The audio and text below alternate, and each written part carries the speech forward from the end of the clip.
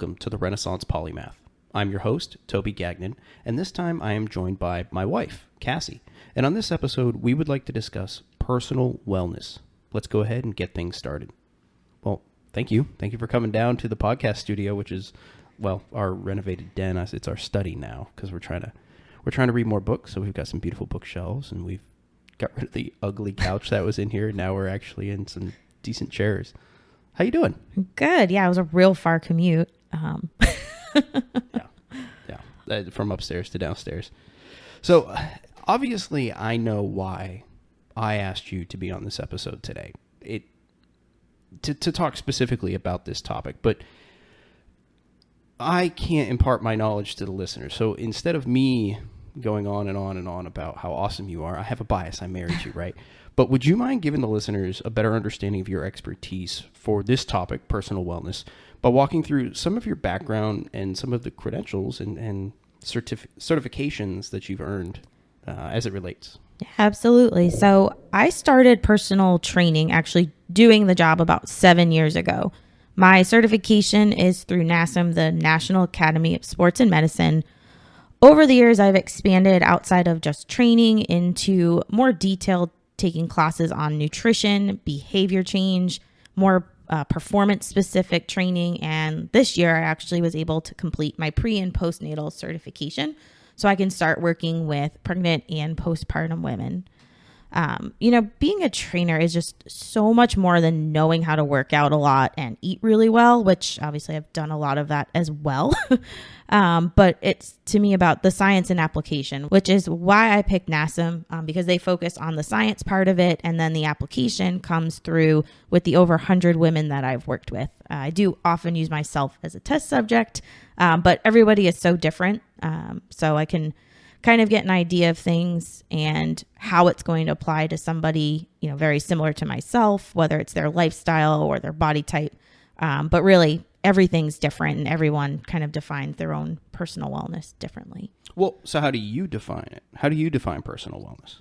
To me, and this has changed over the years, I used to think it was as long as I had a little tiny bit of ab lines or, just felt like I looked good, that was the answer. But really now I know, and to me, it's this phase of my life is, I always say, if you take care of your body, it's going to take care of you, because there are so many connections to your gut, for example, in just how you feel. So by taking care of yourself, it's really going to take care of your mind and your body at the same time. So you're saying they're connected. You're saying if you take care of and focus on something specific, would you say tangible? You mentioned, ab lines and things like that. Would it be something tangible that you can see the change, that helps with the mental part of it, or does it really matter? It's a little bit of both. There's going to be a lot less physical change than people think that you can quickly see. But mentally and physically, you'll feel better. You'll notice you're sleeping better, that, you have more energy, things like that. You can digest food better, so you're not super bloated all of the time. Those are things that to me is a sign of your personal wellness. Like if you feel like crap, then you're probably treating your body like crap.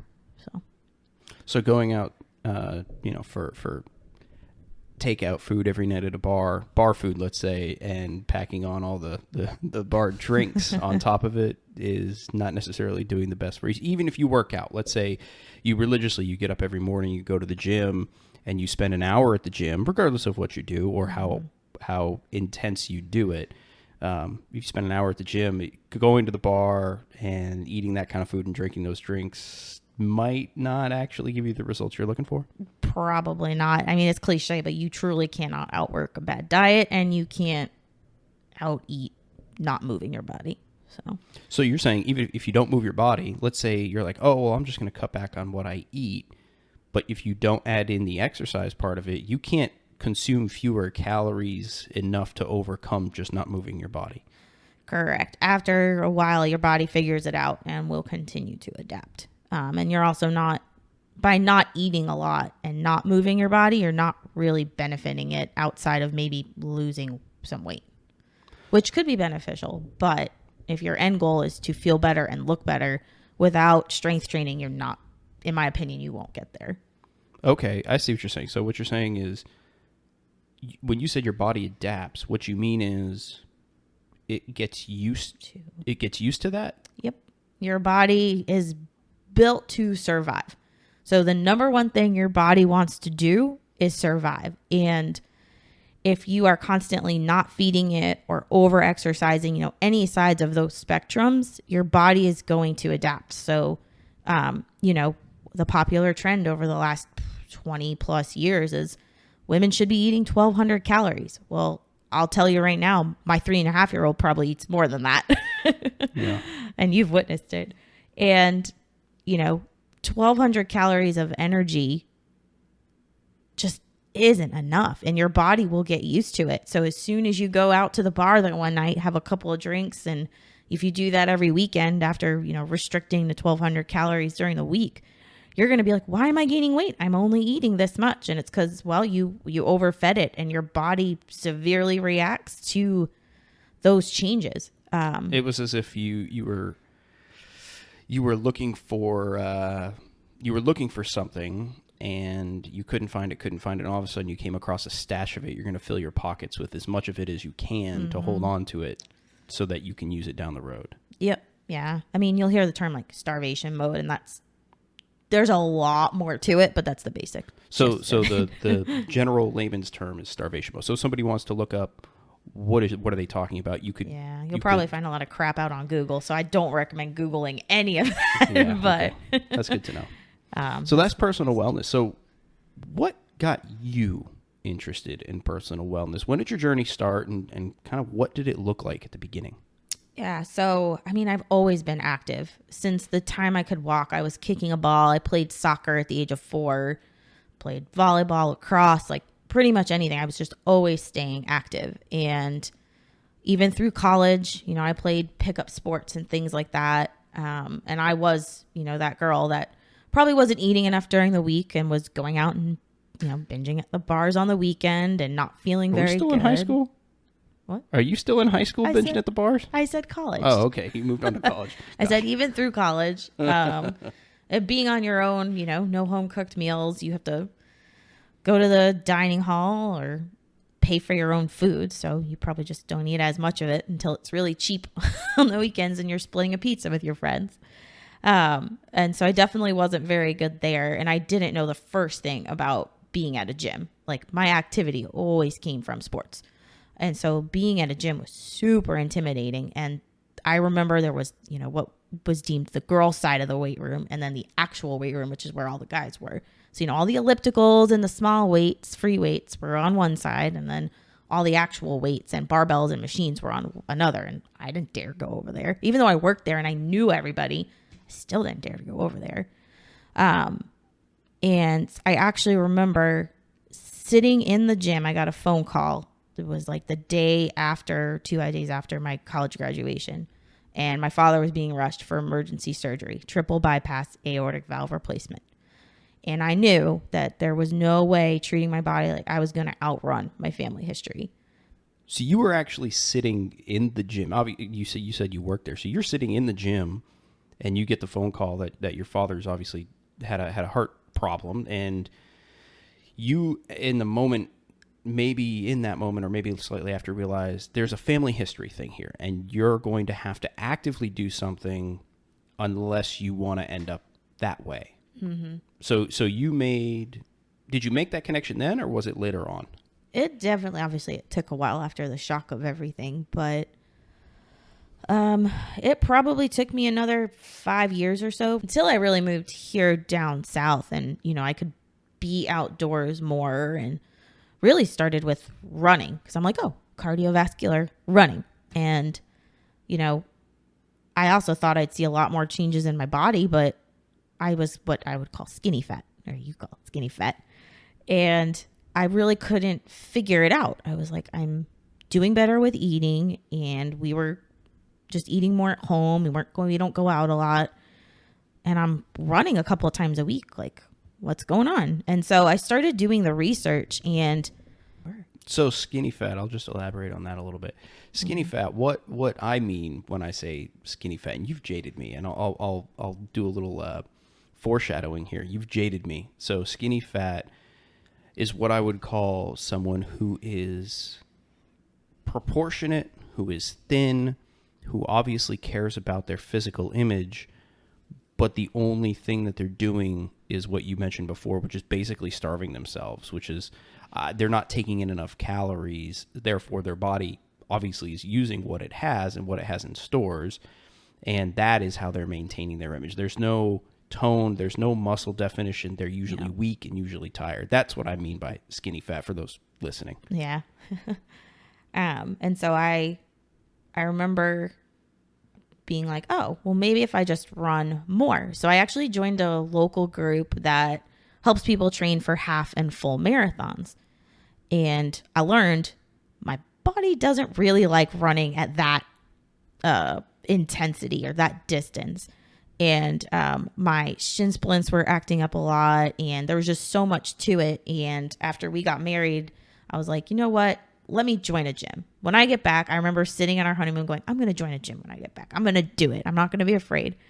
And I met a trainer there who really opened my eyes up to what strength training is and how lifting weights is going to be way more beneficial on your body than running would be, at least for what I was going for at the time. And so that sparked me. What were you going for at the time? I don't even remember. I don't think I really knew. I just think I wanted to feel good, look good. Did you hire this trainer, or did you just happen upon them in the gym? So when you join the gym, it was like you get 5 free sessions or whatever. Oh, okay. And so we actually became friends. Rachel was her name. And she just really opened my eyes up to, well, you could still run, but you can also do all these other things. And she opened my eyes up to the world of bodybuilding. Oh, boy. And that's when I was like, all right, I want to learn more about this because I'm a nerd at heart. I know you are too. Mm-hmm. It's part of, yeah. And learning into it, I was like, all right, well, I'm just going to go study for this exam and get all these books and read them. And that's where I found NASM. And that's kind of where it all started. I just got so into learning about how the calories you take in turn into energy, and then using your muscles in this way helps your body do this. And if you do a different style of training, it does this. And just how wide open the world of personal wellness really can be. Like, it doesn't have to be one thing. It can be whatever you want it to be. And I knew that if I was struggling with figuring that out, so many other people like me were too. And so that's where I got into the whole personal training side of it. So you actually didn't get credentials or certifications with the understanding that you were going to be an instructor, a teacher, a trainer. You actually did it because you just wanted to go deep dive. You wanted to learn. You wanted to be knowledgeable about it. And the training aspect of it actually just came by happenstance. Was that something you actively were looking to do? Like, hey, now that I have these credentials and I kind of understand it, I want to be a trainer. Or did somebody come up and just say, hey, you kind of look like you know what you're doing. Do you mind teaching me?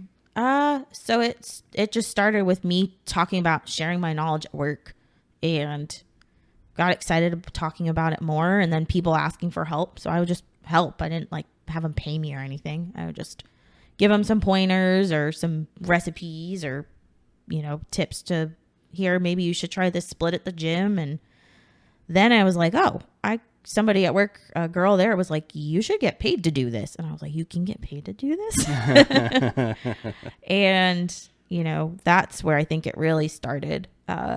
Probably not too long after. The years just are all a blur at this point. I started working at Orange Theory Fitness, and they were just opening up What got you interested in Orange Theory? I was just looking for a place I could go train in person with people that had the hours that wasn't a gym. I interviewed at the gym. When you say a gym, help our listeners understand. What do you mean when you say a gym? Because when I think of a gym, I think of high school gymnasium, like basketball courts all around, or the the football weight room, which was that you talk about clicks. Okay, yeah. No. And I grew up playing sports. I'm a jock nerd. It's a weird combination. Football, I did not fit in with those guys very well. I played baseball. Loved hockey, but I played baseball, and so the football guys and me we didn't really see eye to eye, let's say. Yeah, no, not that kind of So gym. what's a gym? Gym is just, gosh, it's so hard to describe. It's a basic place that you can go that has the weights, the cardio equipment, the machines. Okay, so you're talking like a Planet Fitness. Yeah, Planet Okay, so not Fitness. like or a YMCA kind of? Yeah, YMCA is great. They have other options, like basketball Okay, courts so and stuff, YMCA is not a traditional just a gym. A YMCA is a gym plus more. Yeah, so when I say I didn't want to be a trainer at a gym, I didn't want to be limited to, well, these are all of the things, like you have to go by that gym's really like rules, and they give you a lot of the stuff. You don't really get to do as much of it on your own. Whereas Orange Theory and like a studio, I wanted to get to know the people and work with more people, I never thought I would be a group fitness instructor, that's for sure. But that's what Orange Theory is. Orange Theory is group fitness. Okay. Yes. Yeah. Versus, hey, I just show up on my own whenever I can. I do my little spiel, whether it's with a trainer or by myself, and then I'm out the door. Group fitness is, we start at 6. You got to be here by 5:55 for roll call, and we get rolling at 6 kind of thing. Yep. And honestly, that was the most fun I've ever had as a personal trainer. Sorry to all my clients out there, that I work with remotely, but being in person at a studio like that and having those people that want to be there, that like being around each other, I mean, there's nothing like it. And I learned so much because you have to very quickly, identify people that may be struggling and help them in a way that doesn't make them feel bad. You have to be the one bringing the energy to motivate everybody. It's actually very outside. If you know me in real life, I am not the extroverted, you are yelling at a microphone, like, come on, guys, give me 10 more. That is not me at all. Who are those infomercial people? The old P90X guys. What was that called? Tony something or other. What's the name of that organization? Beach Body. Beach Body. There you go. Oh, she says it with a little bit of sass there. Don't get me started on that. Okay, maybe we will a little later on. So continuing your journey. So you get your credentials. You wanted to work at a gym. You chose the group fitness route. You've explained all the reasons why and how much you really enjoyed it. Do you still? I do not. I couldn't keep up with getting up at 3:30 in the morning, driving down there, working 2 classes, driving home, showering, getting ready for my 9-to-5 job, and then also potentially doing it after again. It just, 1 was a lot of time away from home, and 2 was exhausting. So full disclosure here, I am totally leading her into this because I was part of the reason. I was like, hey, I see you for like literally 30 minutes a day. You come home from work and you eat dinner with me, and then either you're out doing something or you're prepping for the rest of the week, and then you go to bed at like 7:30 or 8 o'clock. So, hey, hi, I'm your husband. I live here too. Yeah, even just doing that a couple of times a week was a lot. It was a lot, and I'm very thankful that you chose to spend a little bit more time with me, and I hope I didn't kill your vibe. Oh, okay. What do you mean, No, I'm very glad. And to be honest, now there's no way I could do it with a You're child. treating this podcast like a therapy session right now. You too. This is true. All right. So, so you're through all that. Is there anything more as you continue with your personal wellness journey? Yeah, I mean, oh gosh. This is going to be a long podcast if I had to talk you through everything. No, I don't, just high level stuff. So after that, I did a couple of bodybuilding shows myself, no You big did? deal. Yeah, gosh, those were fun. Okay, so all about that. I'm going to, I actually was going through some stuff today, and I found your, the booklets that the photographers took, and you get the four picture spread. Yeah. So I'll jump in here a little bit. So from the outside looking in, you did a ton of work to prepare for those shows. True fitness competition shows. You get up on stage and people medal, and you get gold, silver, and bronze and all that kind of stuff. You did what, 3 shows, 4 shows? 3 yep. shows. Your first one was different from your latter 2, and I'll let you talk to that. But from an outsider looking in, I always saw bodybuilding shows as just a bunch of freaking meatheads who are dumb as bricks and are just built out. But my goodness, I could not have been more wrong. And I'm not saying this just so I don't get beat up by these people, because they could easily do it. They're monsters. But the level of intensity and the level of intelligence it takes to get to that. Because even if you have somebody telling you, this is what you eat at this time, et cetera, there's still a level of intelligence and commitment. I have never seen a group of more committed people. Even if you look at like a baseball team, you got 9 players on the field at one time. Everybody's doing their own job, but somebody might be having an off day.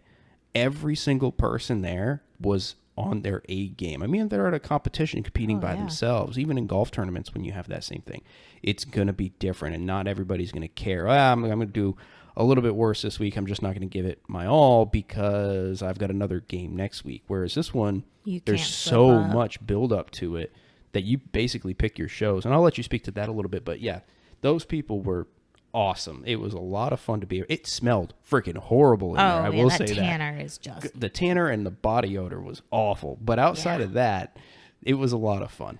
Yeah, I mean, really, the first show was a science experiment. I was like, oh, I've done a lot of research. I've got all these certifications. I could do this. I was so freaking wrong. It was so hard. And I really didn't know enough at the time because I think it was like right after I got my first and learned about nutrition and things like that. And my goodness, that was hard. And not only hard from the science and knowing what to do, but the sticking with it. My God, if I could give any piece of it, never coach yourself for one of those things. Okay. Well, for all of the budding bodybuilders out there, you heard it right here first. Yeah, don't coach yourself through one of those things. Yeah, we really hit our demographic today, I must say. Being your own lawyer, don't do it. My second 2 shows, I hired a coach, and I actually hired the same coach, and she was great. And, the approach that I took and the looking for, I mean, there's a whole podcast on if you want to get into bodybuilding. I can link some in the show notes, but, the first show I did the bikini because there's different classes. And so I did the bikini one because that's like what all the girls do. And for the other classes, one's figure, and then you have physique and actual like bodybuilding. I was like, I don't have enough muscle to do that. So it was 2015. 14 or 15. I did my first show, and then I took some time off. Wasn't sure it was for me. And then, of course, my father is just the inspiration for everything. He found out he had prostate cancer and was going through treatment, and he couldn't have a lot of foods and a lot of different things. And so I decided to do another show and very quickly, I mean, I trained for like 3 months when you usually need like 5 or 6, because I wanted he had somebody to sympathize with. Couldn't eat, crappy food, high fat things, that couldn't have coffee, that, couldn't do all of these things and had to be very regimented. And so I kind of did it along with him. And I did 2 figure shows, which were the most fun I think I really ever had up on stage. You looked a lot more comfortable. Oh, yeah. The posing and all that stuff, way less of a girly kind of thing, and sass, and just more being proud of what you've done. And they were smaller groups, so I did come away with medals, which I have. And you they were smaller groups in the sense of they were in a major metro area, but it was not a national show, like a Vegas show, in the sense that it's a smaller group that way. But you still, you absolutely medaled. You came home. There's stuff hanging on the wall. I love it. Yep. I love to see it. Don't sell yourself short. I know, but it was so much fun. Those producers were really good. So yeah, I got into that. And then that last show was 2017. And shortly thereafter, I think we started talking about having a family. So I stepped back and I started focusing on just basic, good old bodybuilding style strength training, a little bit of powerlifting, kind of trying to get my strength up and get my body back to where it should be. I love how you say, I got back to the basics, like powerlifting. Well, for me, that was. It's different for everybody. It is. But, prepping your body for becoming pregnant is like a whole other ballgame, especially coming off a bodybuilding show where your hormones are just totally out of whack and you haven't been eating enough. And so I worked with a different coach actually after that I knew specialized in what's called reverse dieting. And what that is if you haven't been eating enough, or you've been on really low calories, or that, something's just not right with your body, you can slowly add in food and training intensity to let your body adapt to being on a higher calorie intake. And it's a much more strategic way so that you just don't gain a bunch of fat after being on a diet. And this is the mistake, I think, again, whole tangent here. A lot of people don't understand. You've been dieting for so long, your body's going through all these chemical changes. You got to be smart about it. And I'm very thankful I did because, otherwise it could have affected our family. Yeah. So that was kind of the start of, another whole other journey, which was having an active pregnancy. Oh gosh. Yeah. Well, active pregnancy. We'll get to that here in a little bit. I want to start actually, if I may, as we move through this, I want to ask you more about nutrition. Yeah. I've heard the term eating clean. You see these on these commercials or these YouTube. So I don't really watch a whole lot of television. I watch more YouTube. Mm-hmm. And I swear you're influencing our key targeted ads and stuff, because I see this stuff for eating clean and all these whatever. What the heck is eating clean, and is it helpful? No. Yes. Sorry. I get so fired up even reading like the wrong Facebook post in the mom group about this stuff. But what eating clean means when you see it in that context is you're eating foods that are pretty much just whole foods. So fruits, vegetables, lean proteins. You're just pretty much eating those things. So lean proteins. What would be an example of a non-lean protein? Like a fatty steak or a higher fat, ground beef, like an 80-20, or okay. Lots of cheeses and fried yeah, see, things. I was thinking only meats. Okay, yeah. So lean meats like chicken, fish, turkey, pork. Okay. Really lean steaks, stuff like that. So is eating clean helpful? And if so, why or how? Of course it can be. The issue that I have with it is when you start to say to people, you can only eat these foods, and you deny them of other things like ice cream and cookies, and cakes, or heck, even chips, or whatever your vibe is. When you start to cut those out for too long, physically eating clean is obviously great. You want all of those things and your vitamins and nutrients as much in your body, but mentally you start to cut things out. And that's when you hit a point where you just get tired of the bland old foods and you want something that's going to taste good, and you just go too far. So would you say paleo falls into that? Yeah. Again, you know me, I am not a fan of any particular, if it has a name on it, it's not great in my opinion.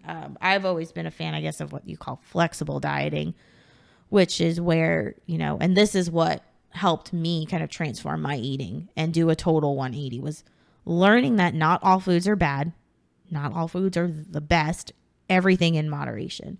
And macros, if you don't know what those are, macronutrients, there really are 3. There's 4 technically, but 3 that you focus on counting. Your carbohydrates, your proteins, and your fats. And what's the bonus? Because we all love bonus. Fiber. Ooh, it's the one everybody forgets about, fiber. Side note, when you see net carbs on something, all they have done is subtract the fiber from the carb number, because you technically just poop that stuff out. It's bullshit. Count your carbs, people. Sorry, hot take. Any degreed person will tell you that you should, if you're going to be tracking that stuff, then track it all. That's where keto and I you, FDA. don't get along. I'm going to have so many haters and comments on this podcast thread with that one. But anyways, going back to macros, you've got protein, carbs, and fats, and you get an allotment every day. It's like getting a gift card, and each day it resets, and you just kind of track each of those. So if you're having a burger, because I eat those very often, as you know. That's your favorite food in the whole wide world. I could eat that for breakfast, lunch, and dinner. That'd be weird. Oh, but I could do it. There's breakfast burgers. There's there's breakfast burgers. Plan this all out. All right, continue. Anyways, you've got the carbs in your bun, you've got the protein and some fat in the burger, you've got condiments, you've got the fries on the side. All of that can be kind of packaged up into an acceptable meal? Yeah, an acceptable meal. And then, okay, well, I had that, so I have this left. I've got, X grams of this, X grams of that left. And, all of that adds up to my daily needs. And by being able to do that and see that if I wanted to have a little bit of ice cream and like measure it out, that I could, and that it wasn't going to throw off my progress just because I had some. Now, if I ate the whole pint of Ben and Jerry's, that's a whole different story.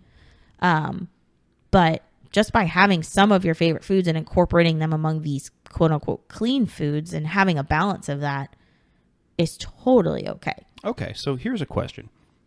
Again, having worked in the grocery industry, we sold and merchandised and whatever, a lot of Weight Watchers products. And when you talk about an allotment, my understanding of the Weight Watchers program is you get a point system. You get so many points per day. Are they simplifying the macronutrient side of things for their clients such that they basically say they assign each meal a point value and you need to stay within that point value?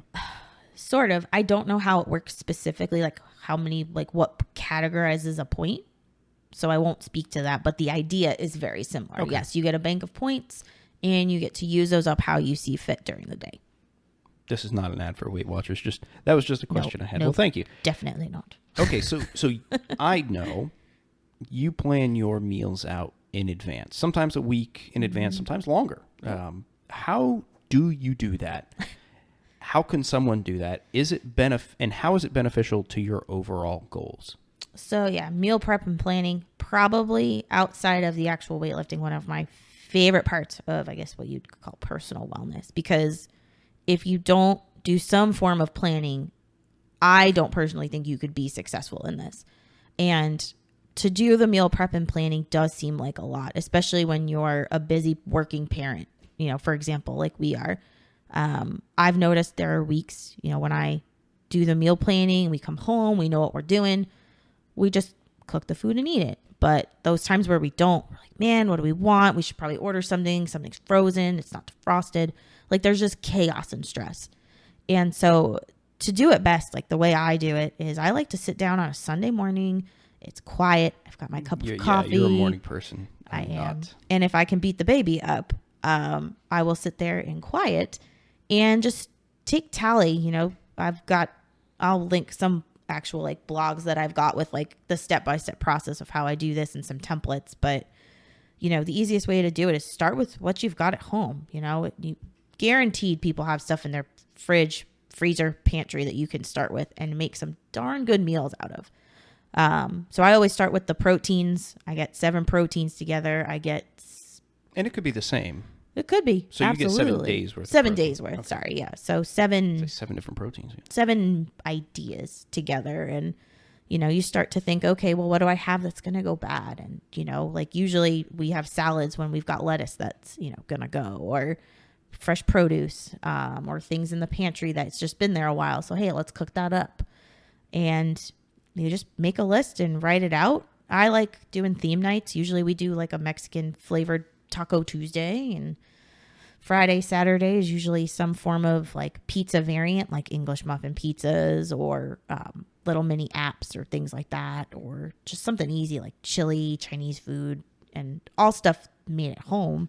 So it's a little bit healthier and cheaper, but still homemade gives you... pork fried rice is actually really good. That's an easy and not one. that difficult.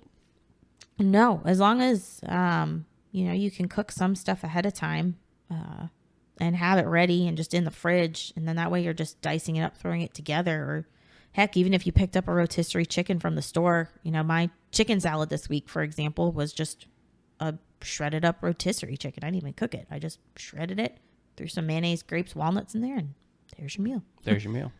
So I have seen advertisements for companies that will deliver meals to you like this, like they deliver them to your home, but they seem really expensive. How difficult is it to do something like that yourself, and would it really save you money? So I will say you challenged me to this I did not too challenge. long ago because I knew I was going to have a busy couple of weeks, and there was a promo for one of these companies that I've used before that's good. But I was And going to you be are a sucker for a coupon. I am. It's in my DNA. There was a coupon, and I was going to spend almost $200 on 20 meals. So that's $10 a meal when you break it down like that. And yes, they would have, they were just going to stay in the freezer and then I would just heat them up. But, you said, well, couldn't you just do that for a lot cheaper? And I was like, I probably could. Challenge accepted.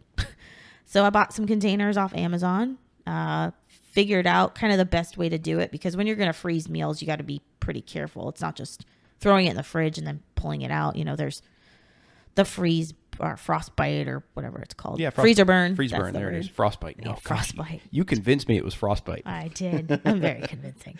That's only in the Andes. The frostbite only affects your food in the Andes. Freezer burn that you got to worry about, especially if they're going to be in there, for a couple of weeks. So I was able to prep. I think this last round I did about 3 weeks worth of meals in like an hour. And you just an hour's worth of cook time. Though. Time. How much time did you Cooking. spend prepping that? That was all included pretty much. No, not meal prep. Sorry, planning. Oh, planning? Ooh. It's hard to judge because I've been doing this now for, feels old. Over 10 years I've been prepping and planning my own meals. But, when I first started, I remember it took a lot. I was on Pinterest and searching, what are ideas for this? And how else can I make chicken not just be chicken? And, I think now I've got it down to probably about 10, 15 minutes with just some of the processes and things that I've come down with. The efficiencies that you've come you across do over the anything years. long Yeah, enough okay. and you become efficient at it. So if you're just starting out, don't worry. It might take you a half hour because you might want to check what's on sale at the grocery store this week and see, what can I get for cheap? What can I buy in bulk? But when it comes down to the cooking process, you'll find efficiencies there too. And don't be afraid to use a crock pot or, God, yeah, we love ours. you can run your crock pot, your stovetop, your oven, and your microwave all at the same time. And you're not doing it. It's all hands off. It's all doing its thing. And, you don't even have to measure it out and put it away right away. You could just cook all of this stuff in bulk and then have it for the week and mix and match as you go. There's a lot of ways to do it. So one thing that I liked doing, because there was a period of time there where you kind of got worn out on meal prep and meal planning and all that kind of stuff. And something that helped me was the cookbooks that my sister got us. I've got a cookbook that I got when I got my first apartment, and it was basically like a dummy's guide to cooking. And it was actually really, really good because it takes it and it breaks it down. It literally breaks down everything that you need when you add it and roughly how long it will take for prep, for cook, and then for cool or whatever after the fact. So what I would do is I would go through and say, okay, we've got chicken. What in here? What can I make with chicken? And I would just look for chicken recipes. Oh, okay, here's one. Does that look good? Yes or no? And I made some pretty decent. Oh, yeah. What was that? Yeah, great. It was a cook. pad thai. It was pad thai. That's That what was I made. good. Yeah. Wait, I got to make that again. Yeah. I say that every time I say that, but anyway. No, it was good. And it's funny, you and I are so different because I watched my family cook growing up. And I don't think I've really ever followed a recipe for cooking. Which is why you don't bake. No, I don't do let me the bake. baking in this house. Yeah, no, don't. Because I follow the recipes. I can't do recipes. I just have to go by. So the one thing I don't follow the recipe on is pizza, because I love making my own dough and I love doing that process. Is a lot of fun, and I don't follow any kind of recipes for that. So that's my one. But otherwise, yes, I listen to the directions, which is why you're not allowed to bake. But my meals come out good. They do. Yes, but not the cookies. No. Anyway, it seems like every few months, and you kind of alluded to this earlier, but every few months there's a new popular exercise type or diet that people latch onto, a fad, if you will. Yeah. Could you speak to some of the more recent popular ones, and if they are based in science and if they're helpful or harmful? So what are some recent ones? Are they based in science or not? And if so, is it pseudoscience or is it real science? And then are they actually helpful? Yeah, so probably the most notable ones that I think folks listening to will know, the top two that always get asked about when people come to me and they want a diet plan and they're like, can I do keto? And I'm like, of course you can. But what that is essentially a very high fat, low carb, low protein diet. And I think that's a lot of the misconceptions. People think that you just eat a bunch of like bacon and fatty meats and stuff like that. And of course you do, but really the goal with keto, and there is science to it, is that you start to transition off of using carbohydrates for energy, which is what all of our bodies are made to run off of. And you start utilizing fat for energy. And it's not the fat that's like stored in your body and your fat cells that people are trying to lose. What happens is, and I'll get super nerdy for a second, and I'll preface this where I am not the expert on this, but it's just high level how it works, is you start eating fat, you burn off your carbohydrates. What your liver does is actually start to produce ketones, and that's where it gets its name, ketosis. And so those ketones are very, very efficient. So when they release energy, they release a lot of it, more so than carbs would. And so your body just starts to run off of that. The reason you can't eat a ton of protein, and you do, I believe, have to track your macros when you're on keto, is because if you go too high on carbs or protein, you're not getting the benefit. Like your body is always going to prioritize burning off the carbohydrates. So if you have too much of that, it's not burning off your ketones. And so what you're saying is that your body, when you take in food, carbs go first, and then protein second, and then fats last because they're harder to process? Sort of. So where those things get burned in your body, carbs and protein are kind of up the chain. Your liver is what breaks down your fats. But if you don't have enough carbs, protein can kind of act like a carbohydrate in your body. It's hard to explain, but it can act, it can trigger the glucose and other things in your body. It's broken down it's not broken down in the same way. It can act very similar when there is a lack of carbs. Okay, so basically the body says, hey, we don't have the thing that we need. We think we see this other thing. Yeah. Can you dress in drag real quick and come over and do this job? Yeah. And the misconception with keto is that people just lose a ton of weight on it. And of course they do, because what your body first does and why you see so much progress and why it's so popular is because you're burning off all of the glycogen or carbs that are stored in your muscles, that are stored everywhere. So those are burning off first. So you see that and you feel that. But at the end of the day, calories in, calories out. No matter what type of diet you follow, you have to be burning off more energy than you're taking in to lose weight. So that's keto. It is based in science, and it may work for some folks. Yep. But and there are considerations to be made. Is there another type of? Intermittent fasting is probably the big one. I know a lot of people do it. So explain what that is. So intermittent fasting is when you select a window during the day, and it's usually a pretty short window of when you eat food or really consume any calories. That's the thing that people don't get. Usually it's even like your coffee or your protein shake, like any form of calories you're putting in your body are in this window. You know, a lot of people do, whether it's like 11 a.m. or noon to 6 or 7 p.m. So it's usually like a 6 to 8 hour window where you're allowing yourself to intake calories, and the rest of it, you're fasting. There are definitely some scientific benefits to it. A lot of people feel that, their brain is clear. You have a lot more clarity because you're not just like constantly putting food in your face, or worried about getting meals in. For a lot of people with different schedules, that works really well. Busy people, you've got kids and you get up in the morning and, you forget to eat. And the next thing you know, it's noon. And then sometimes you're like, well, what if I just do that every day?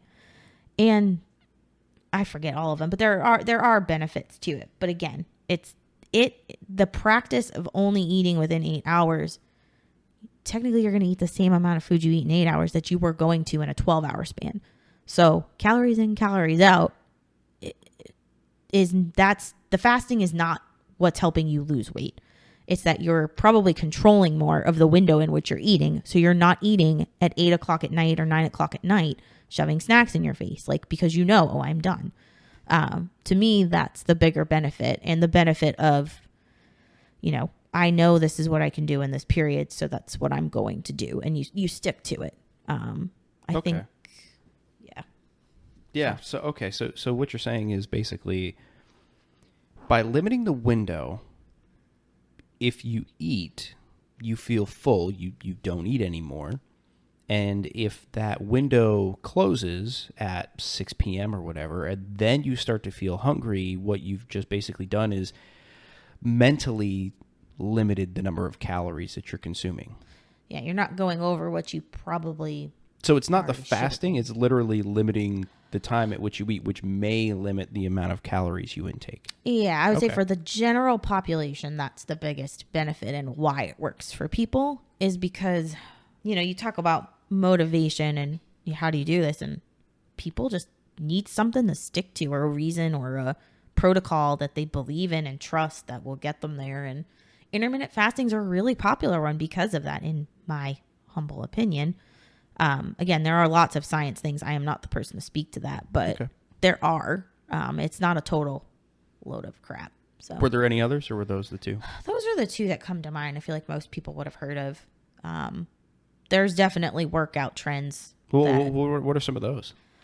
Oh my gosh, my favorite one is the booty bands. You put a band around your legs and it's magically going to grow you a booty. And that is actually it actually hinders the muscle patterns and development that you should be using to do squats and deadlifts and things like that. My other favorite is I forget what you call them. I think it's on like some Dude Perfect stereotype video, but the person that combines all the moves. So it's like, I'm going to squat and I'm going to curl and I'm going to press. I'm going to do all these things. And those are just so pointless. They're fun. They may be fun and get you into the habit and get you consistent. But from a just true science perspective, it's not doing anything for you. All the CrossFit people just tuned out. No, I'm kidding. No, that's different than clean and jerks. Those are different. That's a full move. Oh, that's funny. So, I know that you enjoy street parking. There's an organization called Street Parking. I know you enjoy their programs and their workouts. Could you speak more about what that organization is? What is street parking, and why someone may want to consider them over what I would consider traditional exercising? I guess the first thing is what I'll define traditional exercising. Traditional exercising would be I go to the gym. I go to Planet Fitness. I walk in the door. I scan my thing. I go to the back, I find the weight rack, the squat rack. I do 3 sets of 10, and then I go over to the bench press machine and I do 4 sets of 12 on that. And I'm not really maxing anything. And then I do the treadmill for 1 mile, however long that takes. And then I'll finish up with an ab machine, and then I'm out the door and drinking my protein shake out the door. So that's what I would consider traditional exercising. Yep. What is street parking, and how might someone see that or benefit from it versus traditional exercising? Yeah, so street parking is really for the at-home fitness community that I can now say. Oh, so basically the entirety of the world at this point. Yeah, especially last year, man. They were cool before 2020. And what they believe in is that they believe fitness is for everybody and can be done in so many different ways in a very little amount of time. Most of their workouts are what I would consider CrossFit style. The founders, Miranda and Julian, they were big CrossFit people back in the day. They've been to the games, incredible athletes. And I started following Miranda because of that. Yeah, and just watching her perform. She's an incredible athlete, but also with a very, in my opinion, like needed perspective on the fitness industry and how these trends and these fads are just, they're short-lived. I mean, they're bullshit. They're not, none of those things are going to get you what you want. What you need is consistency, and you can get consistent by doing something for a very short period of time every day. And of course, most people probably think, oh, well, that's what Beachbody does. Not really. These people eat and breathe trying to help people and help people at home and build the community of just really strong, confident people. And, they're all very CrossFit style workouts. So a lot of the movements are fast, they're intense, but you're only doing them for 10 or 15 minutes, sometimes longer if they really are in a mood and just not like you that week. So they're intense and they're short-lived. So basically your heart beats out of your chest for 15 minutes, but then you're done. So it helps somebody with a busier schedule. Yeah, absolutely. And they offer so many different options. There's, an A, B, C version of the workout, depending on what equipment you have, which makes them very unique, in my opinion, from any other at-home program. It's, there's a dumbbell version, a barbell version, what they call like glory days. So it's, more intense movements like a muscle up, or now they've incorporated the sandbag and a rower or a bike versus running. And then they have what they call the shift version, which is for people that may just be starting out and trying to learn different movement patterns, or are injured, or just not looking for as intense of a workout that day. And they take the same workout and just provide so many different lenses of it that you can choose your own path and you choose what works for you, but you get it done. So you've got different levels. You've got your A, B, and C, and then you said shift was another one. And I would say A, B, and C are probably at the same level of intensity, just different equipment. So like, for example, there was a workout where you could do your power cleans with a barbell, or you could do them with dumbbells, or you could use a sandbag. And so it just gives you different options. Sometimes there's different reps, and it's pretty flexible, but at the end of the day, that if I do these workouts, and they're different every day. So that's the other part, is outside of some of the kind of series that they have, it's a different workout every day. So if you like not having to think about it, you like being told what to do, but it's different all of the time, then, that's what I like. And when you talk about traditional exercising, the most beneficial way to traditionally exercise is to do the same movements over and over again for months on end, and just increase either how much weight you're lifting or how many reps you're doing. And that's the traditional way to gain strength. If you look at a bodybuilder or a power building kind of style workout, you're going to see they do the same thing over and over and over again. I like those workouts. They work really well for my clients. And I know after like 3 weeks, I always get that question. Well, when are we going to do something different? Well, if this is what you want, just learn the movement, because most people just starting out too haven't really mastered a squat. So doing that over and over is only going to be more beneficial to your body and building that muscle. But a lot of people just don't like to do that. So that's traditional, and street parking varies from that? They differ from that a little bit? Yeah. So today would be, today's workout was, a ladder where, you do 1 rep of a power clean and a box step up, and then you do 2 reps, 3 reps, and in 10 minutes, you see how far you can get. You saw me this morning. I was absolutely gassed, on the floor, dying. Literally, and I worked out for 10 minutes, not including the warm up. But, in another program, or what I would probably have done 5 years ago, I would have been doing a couple of sets of squats and then some split squats, step ups, and probably would have been doing that same workout on a Monday for the last 4 or 5 weeks. And it would have taken me probably 30 to 45 minutes. And so you were able to do this obviously in a shorter period of time. So street parking it sounds like they are primarily focused for somebody at home with less equipment potentially, and with less time to invest. But my question to you would be, and I'm going to play devil's advocate a little bit on this. Let's take the equipment stuff out of this, right? Because everybody's income level is different. Mm-hmm. Do you actually get the same benefit out of a shorter workout than you would, let's say, an hour-long workout? Can you get the same benefit out of a 15-minute workout as you would out of an hour workout? Benefits as far as results. Let's use benefits as or results as the benefits term here. I would say yes, because one, doing that short of a workout and that kind of workout, as long as you are putting in the intensity in those 10 to 20 minutes, you will get the same results. If you're still just half-assing it, which most people that work out for an hour at a gym, just go stand in a gym and look how many people are talking on their phones, all of that stuff.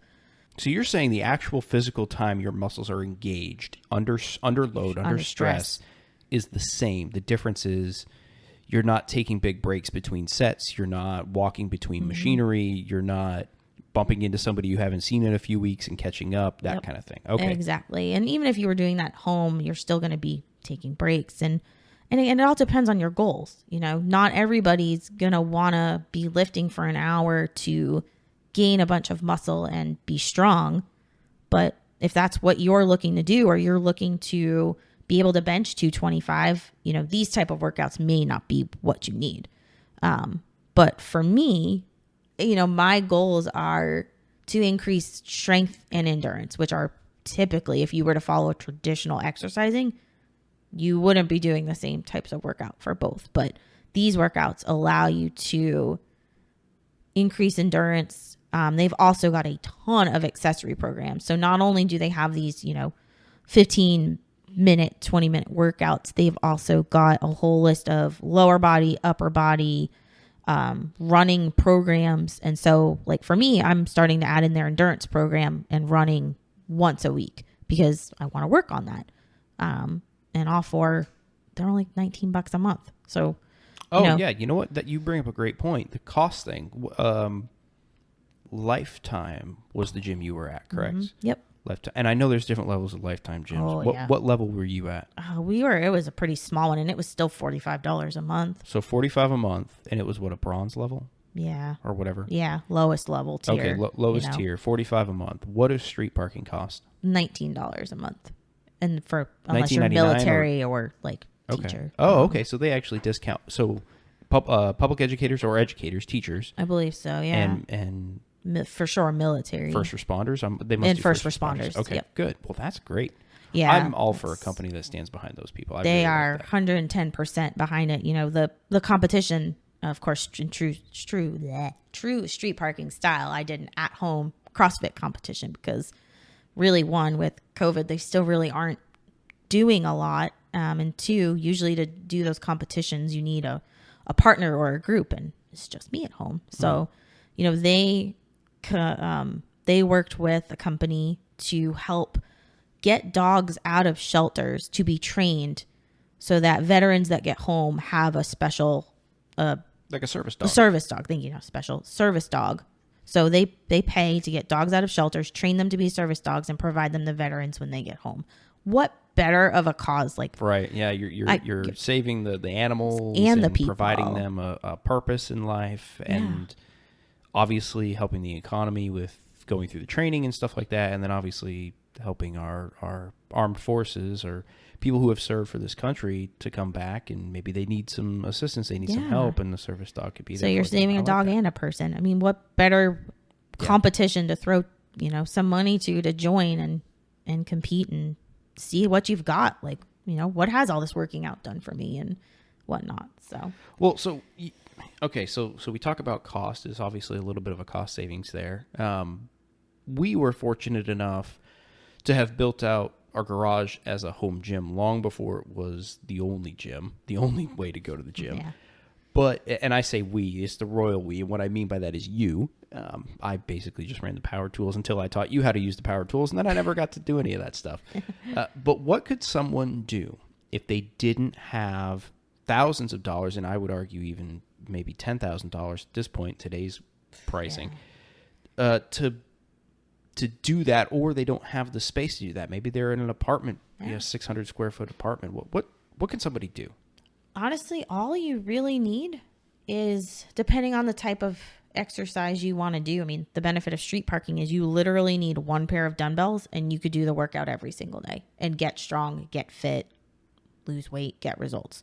But if you were to go to the traditional route, I'd always recommend probably two pairs, a lighter pair and a little bit heavier pair, so that you could get the full range of exercises in. So two sets of dumbbells is what you're saying. So maybe you can 8s and 15s or 5s and 10s? It all depends. You know, I would say, 8s and 15s, 10s and 20s, just depending male, female, your current starting level, all that stuff. Cool.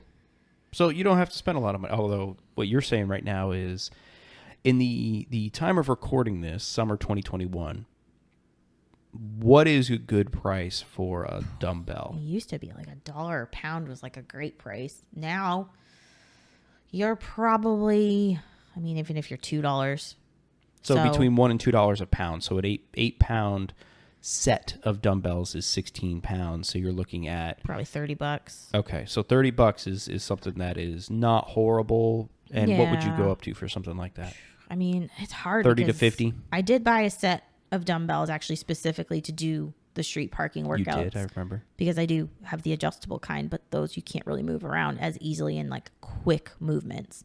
And I bought those. It was a 25-pound dumbbell, and it cost about $35 to buy each. So $70 for the set. Okay, that's not terrible. No, because now the adjustable ones are like insane. They used to be like $200, $250. Yeah, it was $70 for the pair. For one. Yeah. So it was $140 total. And now they're like $300 to $500. Goodness gracious. Crazy.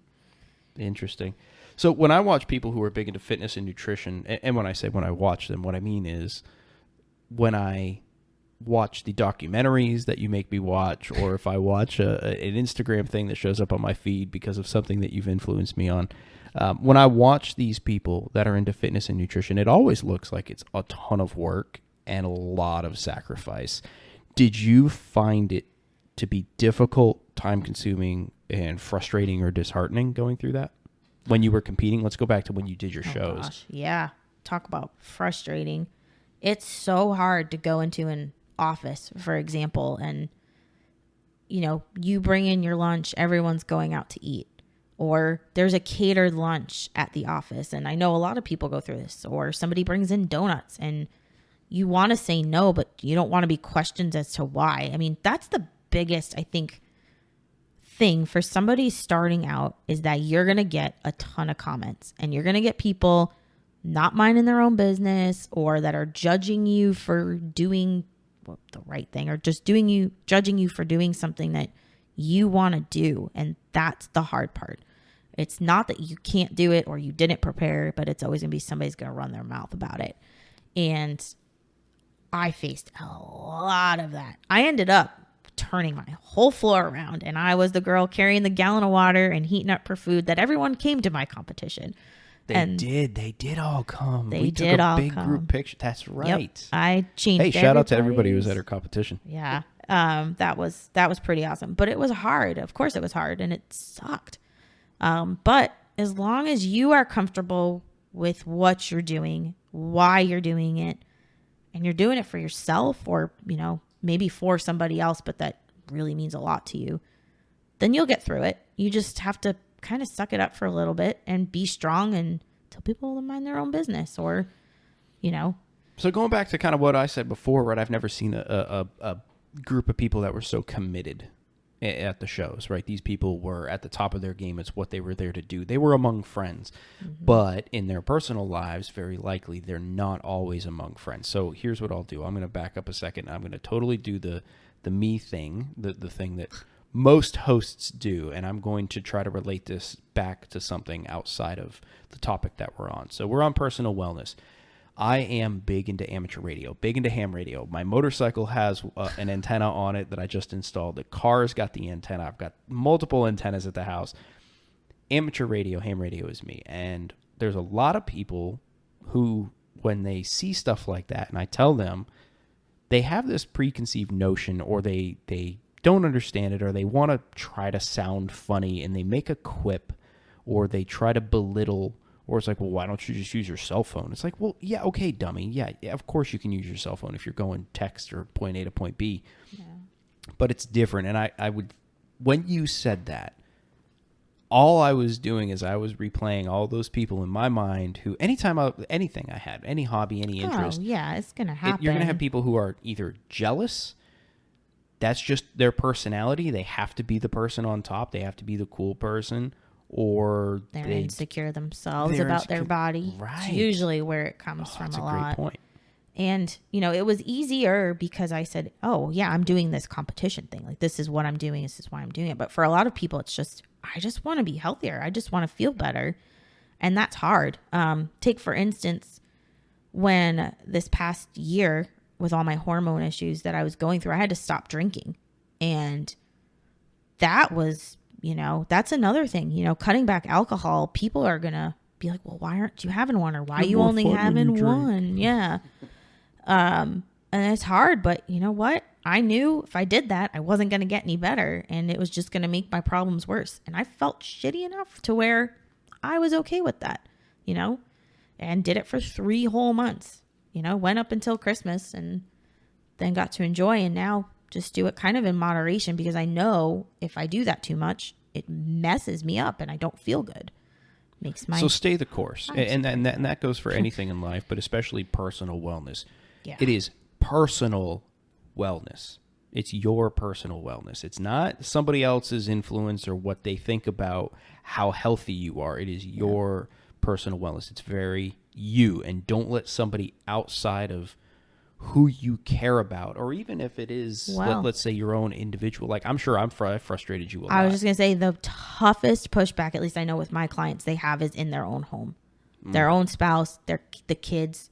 Well, I don't think my kids are going to eat that, or my husband doesn't like that kind of stuff. And I'm like, well, then you can either cook 2 meals or you can try and find some balance. I mean, you know, with your kids, you know, they're not going to be into some of the flavors or things, or want something that's chicken nuggets and mac and cheese, which our child may not have had for chicken lunch. Nuggets and mac and cheese. Good stuff. But I think that's what we all secretly want. oh yeah, You can't tell me if they don't make if they made a protein shake that was chicken nuggets and mac and cheese, I know you would buy it and it would be in this house. you know, somebody, I forget what company it was, for April Fools did like a chicken and waffles flavor, and I was like, that would actually probably be really good. And it was And what's your favorite flavor? blueberry donut. I thought it was cinnamon toast crunch. Oh, that is those two. They're kind of tied. So there's birthday cake in there. We have the cinnamon toast crunch flavor in there. blueberry donut. And apparently blueberry. I didn't even know we had And blueberry donut. pumpkin spice. Oh, God. I have pumpkin spice. Pumpkin. That's It's for not- coffee though. It's That's out of really- season. Never out of season if you're. I was gonna say something I probably shouldn't say on a If you're a podcast. basic white bitch, but it's yeah. never out of season. He's like, Okay, yeah, I see. Well, I think there's a rule though. You have to have Uggs on when you drink it. Anyway, Yeah. we've gone way off topic here. Yeah, but- So the pushback that your clients have faced, and I'm sure that you have faced, Mm-hmm. is within your own home. Thank you as for a that. matter of fact. Yes, is within your own home. But the way to get around that is, like you say, either try to find a balance, or just cook 2 meals and stay the course. Yeah. If what you want is to be better, it sounds like what you're saying is stay the course and do what needs to be done to better yourself. Yeah. Yeah, I would say, and talk to your family about it. You know, I actually did talk to our 3.5-year-old about how vegetables are really good for you. They make you big and strong. You know, he's really into superheroes. And so relating it to something that might make sense to your kid will only help. And to my surprise today, he asked for green beans with his lunch. And I was such a proud mama moment. He asked for vegetables? He did with his chicken nuggets, but he Oh, asked for the vegetables. Hey, small steps. I totally fell for the marketing of those chicken nuggets that have like veggies in them. Yeah. But Is that Purdue or Tyson? I think those were that's Tyson. Purdue. Oh, These it's ones Purdue. I got, Oh, I think okay. were Purdue, but yeah, totally fell for that marketing. Well, I was going to say the people who market the keto diet, they must be geniuses. Oh yeah, and to be fair, those were the only dinosaur shaped ones they had, and he likes the Oh, dinosaurs. yeah, that's right. Yeah. So Hey, parents, how you doing? I know, right? Mom alert. Yep. So, okay, so in the way you stayed disciplined, of course, was the multiple meals, the flexible, would you call it flexible dieting? Flexible diet. Flexible dieting, okay. Except when it came to show stuff, and then it was a lot more regimented, I would say, for showed stuff. Yeah, you could be more flexible up until you probably got closer, because with that, you know, they're judging you on your physique and your presentation. And if there's something that might make you a little bloated or hold on to extra water or just didn't sit well, you probably didn't want to eat it close to your show. Is it physique where they dance? Yes. Shout out to- no, fitness. It's called Fitness. Shout out to all the women who do the fitness they are classification, because they incredible. are very, very fit, and they dance on stage. They've got a whole routine, almost the like a whole gymnast, and it's like a Yep. floor routine, and it is amazing to watch them. And they pose through it. Crazy. Anyway, Yeah. again, not too long ago, you and I, we became parents, and I know for me it was a complete game changer. Just absolute game changer for me, but I can't imagine what it was like for you, especially as it relates to, let's take the biological aspect out of it. Let's take the whole pregnancy thing out, unless you want to add it in, but I can't imagine what it was like for you. I mean, I do kind of want to talk a little bit. I mean, I know your audience is probably male and female, but well, okay. So how did it change? How did your routine change, and how did you adapt with a new family? So Okay. take me from, okay, we're going to have a family. Mm-hmm. The time is, a few months away when that's going to happen, all the way through where we are now, and how did that change what you did and the routine? What did that look like? Yeah, I mean, so my goal of having a home gym came from the fact that I knew I wanted to have a family, and I knew I wanted to do that at home.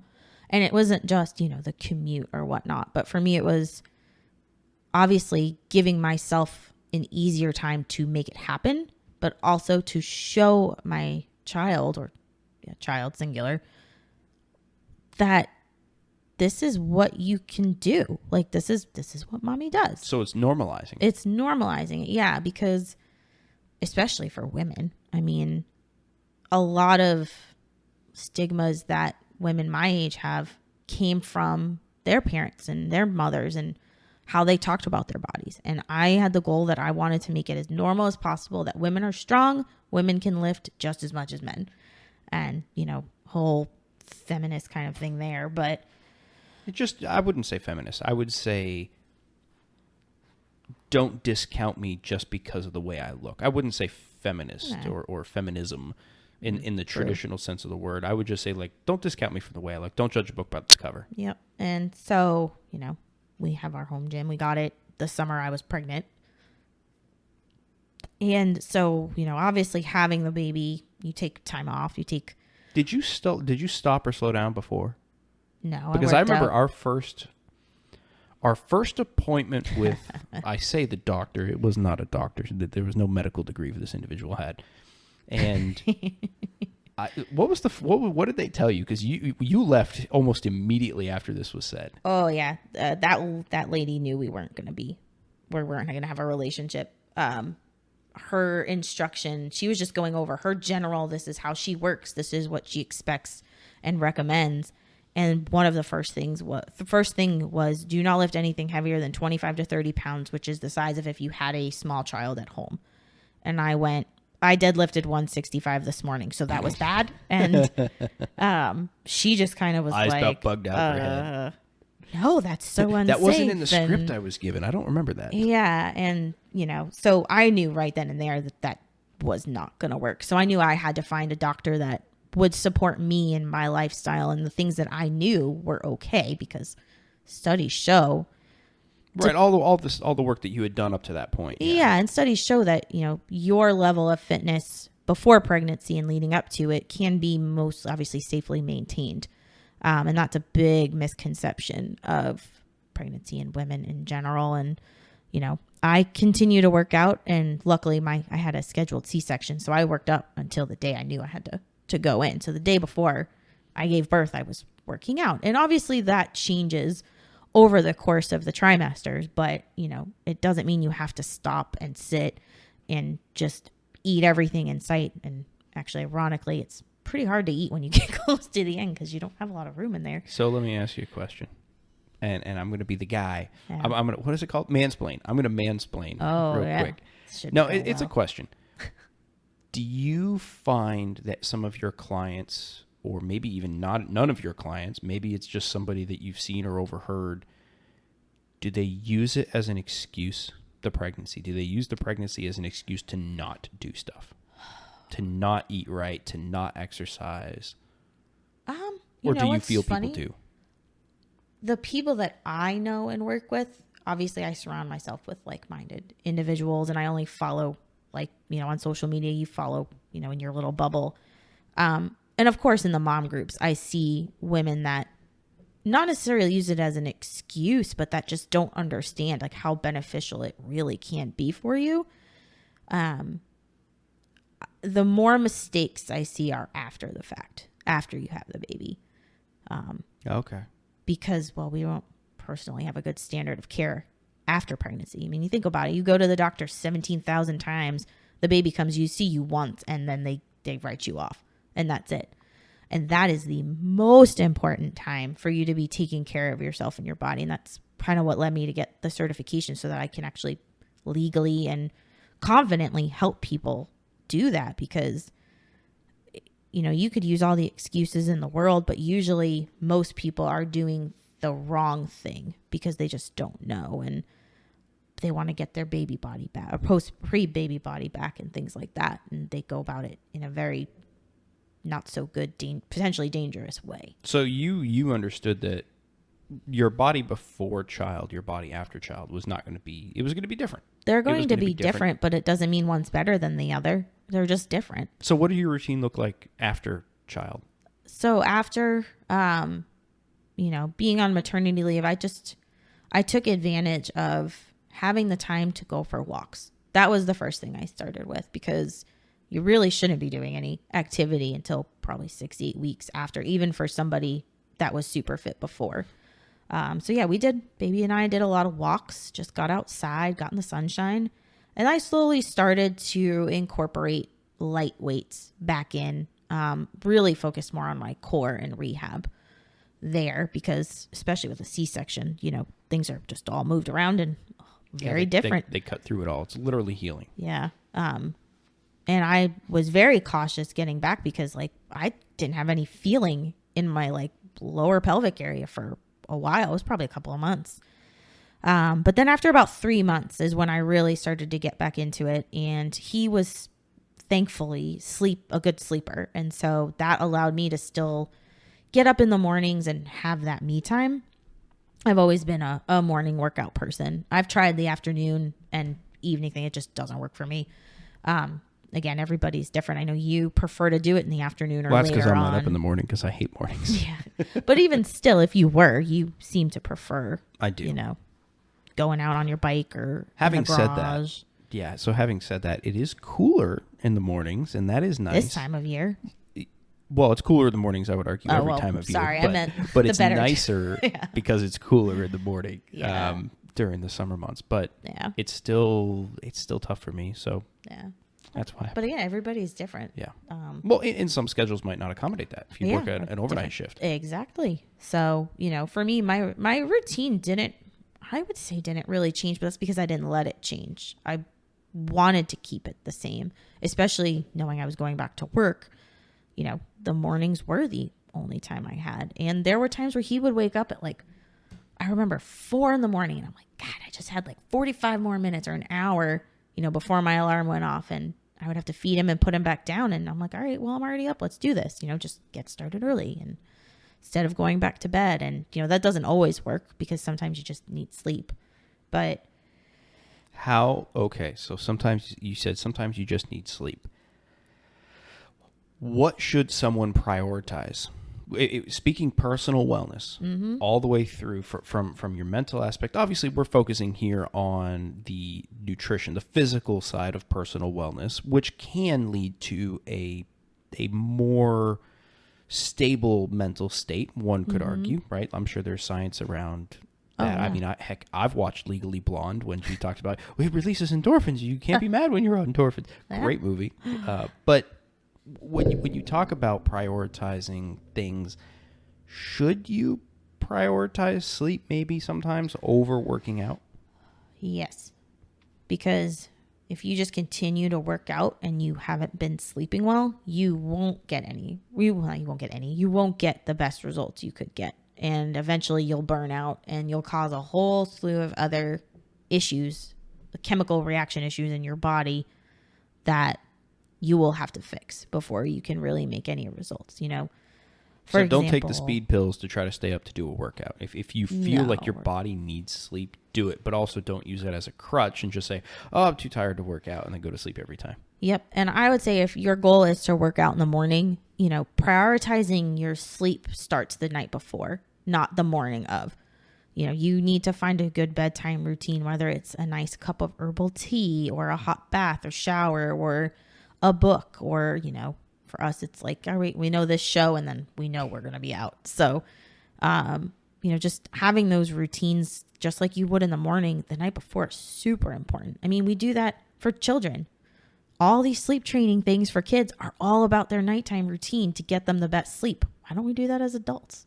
Well, kind of going back to what you talked about with after pregnancy, you're not prioritized anymore. You see a bunch before and never after. It sounds like it's something similar. We do this so much during our younger years, or it's done to us during our younger years.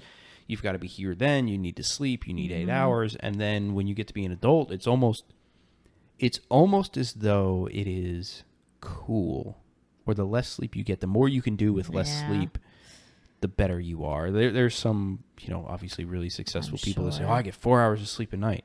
Yeah. Well, I'm sorry for you. I love my 7-8 hours of sleep a night. I love it. Oh, yeah. Absolutely. And again, I think a lot of that just comes from the goals that you want to set for yourself.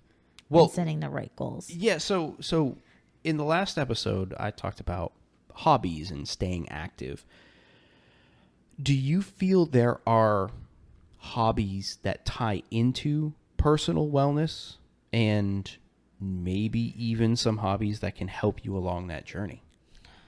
Yeah, there are. It's hard for me because fitness is my hobby. So I would say, the people that like to hike and go see places, that's a great active hobby. Biking, bike riding, obviously that's a fitness thing, but there are people that's their hobby. I mean, my boss at work, he bikes, he travels, he does all that stuff because of biking. There are people that like to climb, and I would say a lot of the outdoorsy things are really good because, when you're inside moving, unless you're like shopping at the mall, it's hard for me to think of what else. Well, I just thought of one. What about gardening? Because we talk about nutrition, and I know there are some people that are very sensitive to certain allergens or whatever that a lot of manufacturing processes have. And you me started a garden this year. It was kind of your first foray into it. And I love learning through osmosis from you as it relates to that. Do you think that gardening could be a hobby that relates? I don't know about the staying active part, truthfully. I mean, you have to go walk your garden, but my garden's not very big, so I wouldn't say that's like an active. Personal wellness, yes, because it can be relaxing and meditative. I mean, that's what it does for me. Oh, so you're not even talking about the harvest aspect of it. You're talking about hands in the dirt, mind off everything else, almost like a meditative or Zen state. Yeah, I don't know that, obviously you grow nutritious, clean food, but because you're not being to be growing chicken nuggets, but damn it. To me, I wouldn't, that's even like the last part of it for me, especially because that comes all the way at the end. If it's a hobby, it's the parts you're doing well to make it produce a harvest. Okay, so you're saying that if you're taking care of the physical with the exercise and the active hobbies like hiking or biking or rowing or kayaking or whatever, you could potentially incorporate something that is more Zen, like gardening or reading. I mean, reading a book about nutrition, reading a book about mental health, about physical fitness could help. Actually, going back to probably one of the more popular fitness trends, it's called 75 Hard. And Andy Frisella, who's the CEO of First Form and a company I actually used to work with, and it's a very popular thing. For 75 days straight, you do 2 45-minute workouts a day. One of them has to be outside, rain or shine. And, part of it is no drinking and reading 10 pages of a book that will better yourself. And I believe a lot of the habits that challenge promotes are very tied into personal wellness and just bettering yourself. The part I don't agree with is that for 75 days, you're potentially burning yourself out, which is not very good. And I know a lot of people. You talked about the reverse dieting thing. How do you get back after 75? On day 76, do you just shut it off? Or just 2 45-minute workouts a day with no break is actually pretty detrimental physically for certain people. So especially if you haven't been doing things, and it could be, one of them's a walk, but still, not giving yourself a break, I think, is very harmful. I think it just produces bad habits and habits I used to have. So, Okay. Yeah, there you go. So goals, you mentioned goals before I jumped into hobbies and stuff, and goals are a big thing. Goals in all walks of life, doesn't matter really what you're doing. Having a goal is key to staying on track. Whatever that finish line is, you need to know where the finish line is to understand how to get there. Because if you can't see it, how the heck are you even going to get there? I'm guessing your journey was not without its own goals. Would you mind sharing some of the goals as it relates to personal wellness that you had and or have, and what you did or what you're doing or going to do to reach them? Yeah. So, like we talked about, a lot of my goals were really back in the day around the bodybuilding or the Spartan races. And I was the type of person that I needed some sort of milestone or something that I needed to go do to prove what I was doing. Otherwise, I probably would have been pretty lazy about it. Like for me, it was never really about losing. I actually needed to gain weight. So like for our wedding, I think that was so my first goal before our wedding was to do a Spartan race. And so I set the goal of I was going to do 1,000 burpees like the month before, because I knew I was going to fail half those challenges and have to do the burpee penalty. And so that was one. For the wedding, I was like, I want to gain a certain amount of weight and muscle so I could fill out my dress. And there goes our female demographic. I know, right? But a lot of my other goals were really tied to races and things. I needed some sort of like physical checkpoint to go do it. Now it's hard because I don't really have a lot of goals. I think my next goal is I want to be able to run 5 miles again without stopping. I was able to do it last year, when we were home in quarantine and just all you could really do was run, walk. But, that's one of my goals. I want to be able to up the weights that I use for my workouts. And those are just the kind of things that I look for now, is because I guess I'm pretty comfortable with where I am, but I don't want to stay comfortable. So I have to just slowly push those boundaries, for people starting out. A lot of them are going to do it because they want to lose weight and, some other goals. But is that a goal? I mean, I would argue, and this may be an unpopular opinion, I think that losing weight is a byproduct. I don't think it's necessarily a goal. I know, but that's not how a lot of other people think. So you're saying, so what is the goal then? So you're saying other people's goal is, I want to lose weight. So yeah. What should their goals be then? How could you change their mind? Yeah. And that's, so one of the reasons, I think it was my second certification, was behavioral change. And that course was all about how to set smarter goals, the measurable, attainable, all that cliche smart stuff. Yeah, SMART. They didn't call it SMART. They had something different. That's but the corporate version. Yeah, it's the corporate. I can't get corporate out of me. So, that was all about trying to talk with people about what your goals really are. Because yes, the losing weight is a byproduct. It's not only a byproduct, but it's not really a goal that's going to satisfy you. Because what happens when you lose those 20 pounds? Then what? Then what? Or how are you going to feel? Is that going to make you any happier, really? And the answer for most people when I really get into these conversations with them is not really, but it's, I just want to feel better in my clothes, or I want to be able to wear a tank top without being embarrassed about my arms. Stuff like that. And they can be physical goals for sure. There's nothing wrong with that. I have a goal after 35 to do one more bodybuilding competition and compete in the Masters. There's going to be more than one. Well, just one. I'm just going to say one. To compete in the master category, and, I always try to focus on goals that are more about how you feel, because I think if you can feel it, then you can still measure it. So kind of like your running 5 miles goal. Yeah, it's more about how you feel, because let's be completely honest. If somebody was chasing you with a knife, you could probably run 5 miles. I could probably run 5 miles. I'm going to be dead at the end anyways, which completely defeats the point of running away from the person with the knife. Yeah. But I see what you're saying. It's about how you feel, and the goal will eventually be measurable, right? Hey, I did run 5 miles, but the best part is I can still walk to the refrigerator or up and down these stairs. Yeah, or eventually you can say, I want to do it in X amount of time. People typically will start out too detailed in their goals. very specific. And that's the S in the SMART but I don't believe in the specific part of it for somebody who's just starting.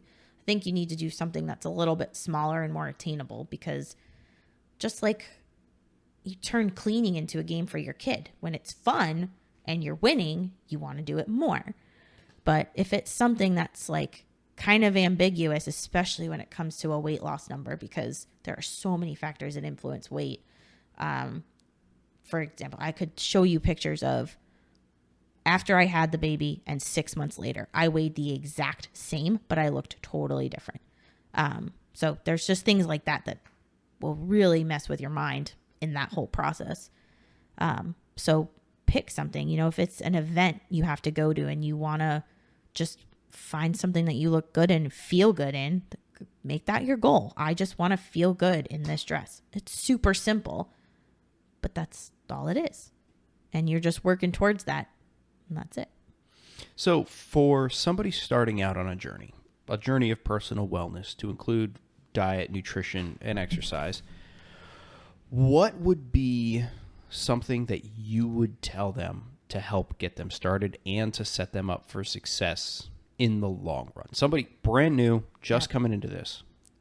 Let me rephrase. Okay. I have an answer. Well, okay. This may change it. I invented a time machine.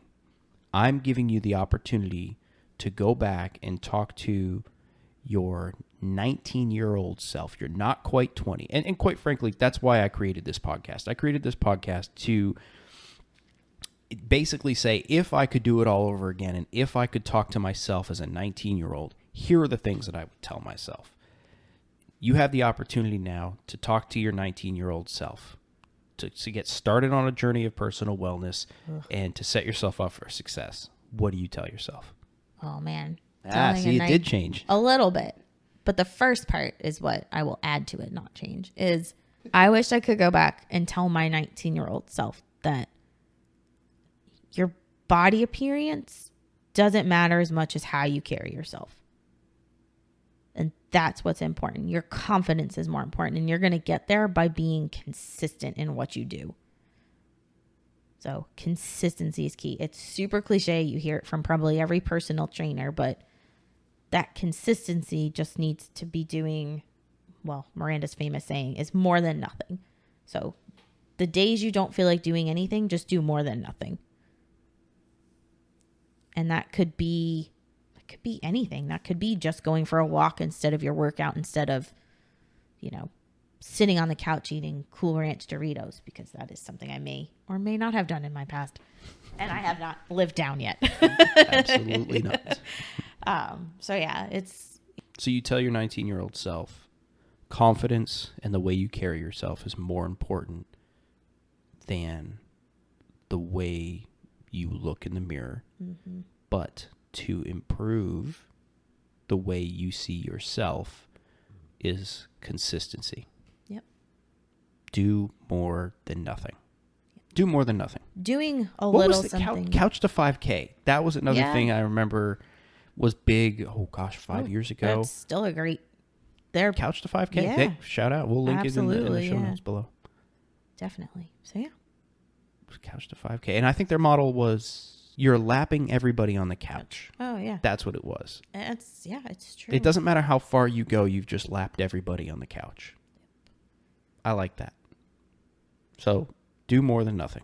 Yep. You'll lap everybody on the couch. Well, Cassie, thank you. Thank you for sitting down, for having the discussion. I was going to say coming out and coming over, but quite frankly, you live here. So thanks for joining me to discuss personal wellness. And I know we focused a lot on physical and a little bit on the nutrition side of things and less so on the mental, but that again, it also plays to your strength, and that's what you have your certifications and things in. There is one last question that I ask every guest, as you know, and I'd love to hear what your answer is. And if you have a story, I'd love to hear that as well. And that is, again, going back to why I created this podcast, is to be able to talk to my younger self. If I could do it, if I could talk to myself, what would I do? And I would try to give myself some advice, because I didn't learn a lot when I was younger. I learned it later in life. So what is something that you learned later in life that had such an impact on you that you couldn't believe that you hadn't learned about it sooner? Yeah, so I thought about this for a while, and it's that everybody likes to be communicated to differently. And what I mean by that is, the person that one person that you're friends with might like to just deal with text messages. You text them, they're going to respond. But if you call them, they're never going to pick up their phone. Or somebody, you could text them, but you're like, I'm not getting what I need, so I just need to call them because they're better on the phone. And understanding that, especially now in a world of e-communications, is what I think what I wish I had learned a long time ago, because I learned it from a boss I had at a company down here. And it was the most life-changing phrase ever, because I started to not just hide behind the keyboard, and I went to go talk to people, or I knew there were people that I'm just not going to go talk to. I'm just going to email them. I'll get a better, faster response.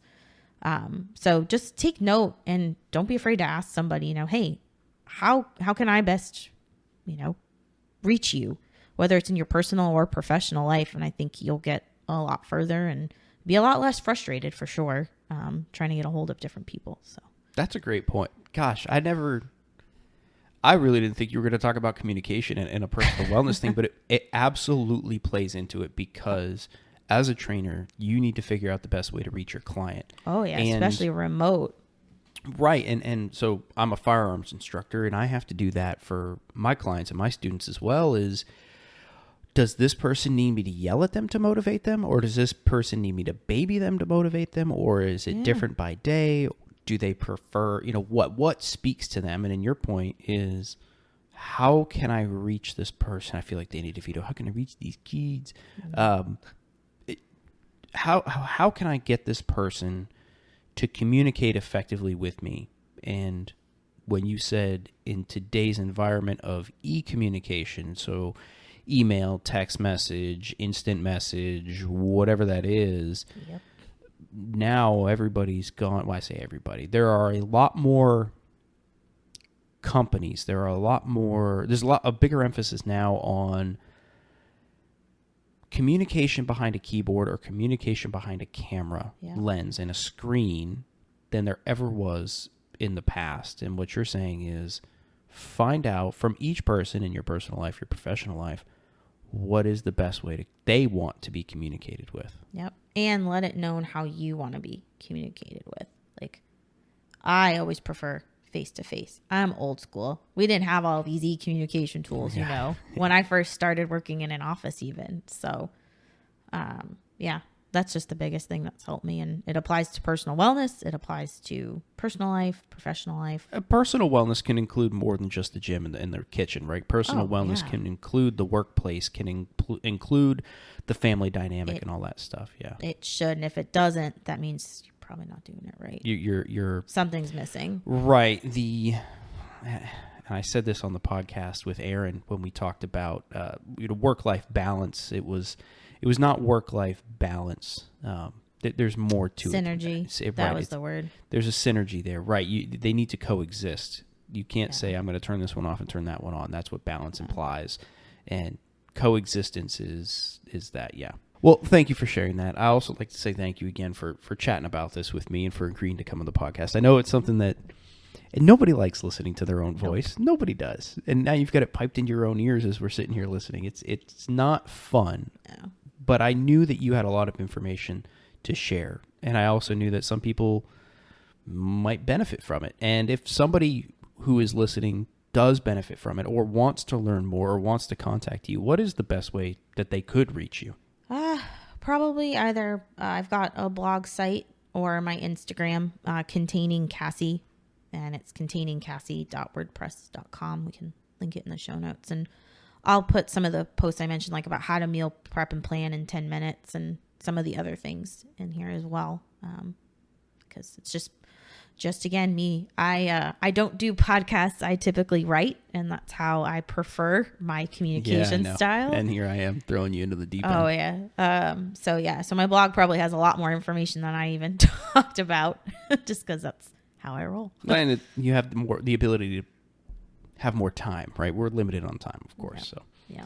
But I will say for the listeners, yes, we will absolutely link all that stuff in the show notes. I'll make sure that she sends that information over to me, right? Follow up, all that kind of stuff. What is it called? Circle back. That's what Sasky says. What's her last name? Pasasky? I don't even know. Is it a silent P? I don't watch the news anymore. Anyway, sorry. Yeah, we'll circle back to that. But we will absolutely link all of that in the show notes and everything that we talked about on this episode. And on the next episode, could go ahead and throw this out there. On the next episode, I will be joined by another special guest, and we will be discussing financial well-being. If you have any feedback, feel free to send me an email at podcast@therenpo.com. That's THERENPO.com.